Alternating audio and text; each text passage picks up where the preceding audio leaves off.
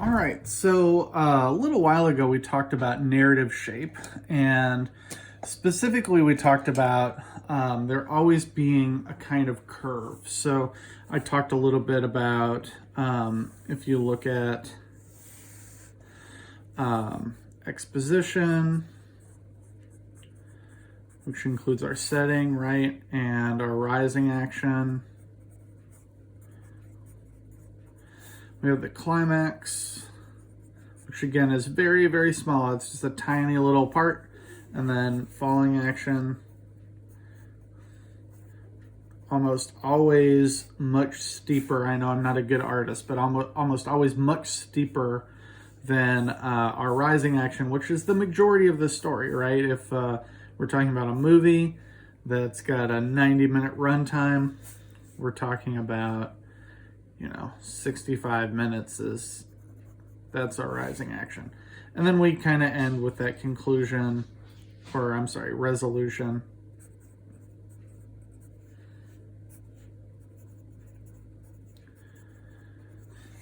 And we talked about different things like, typically in a story, like an action adventure story, something like that, the exposition, where we are at the beginning of the story and where we are at the end of the story is usually level.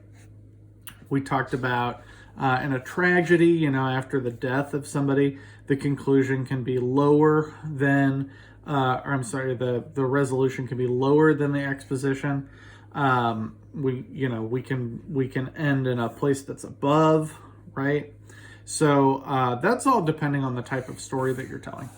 So today we want to talk about creating a scene, and I like to think of scenes as rooms inside of a story, right?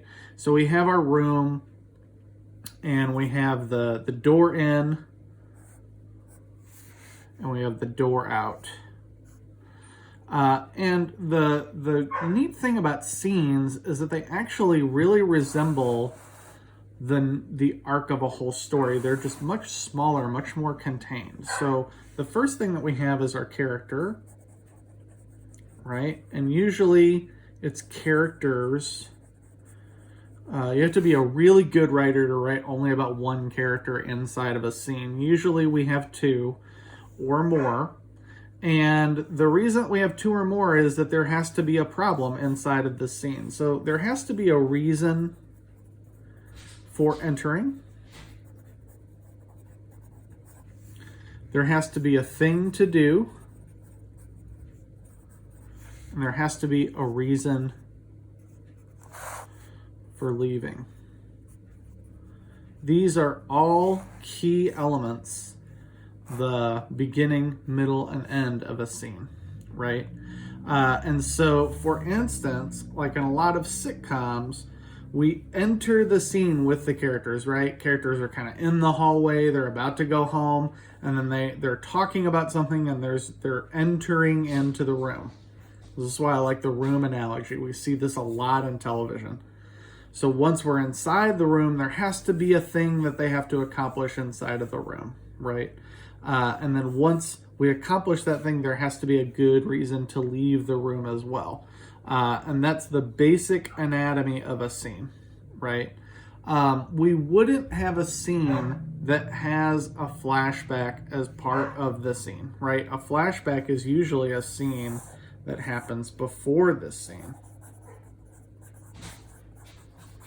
So usually we end this scene and then we have a flashback. We don't usually do that inside of the scene. So that's an example of like an effect that we can use inside of storytelling. And that's going to change actually the narrative shape here if we have that flashback. And so a flashback story kind of looks like this. We start with little exposition, right? Only the information that we absolutely need.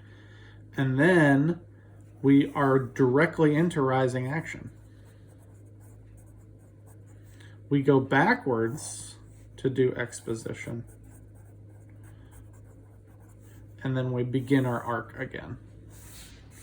So that's kind of how a flashback scene works. There's a whole different shape because of that use of flashback.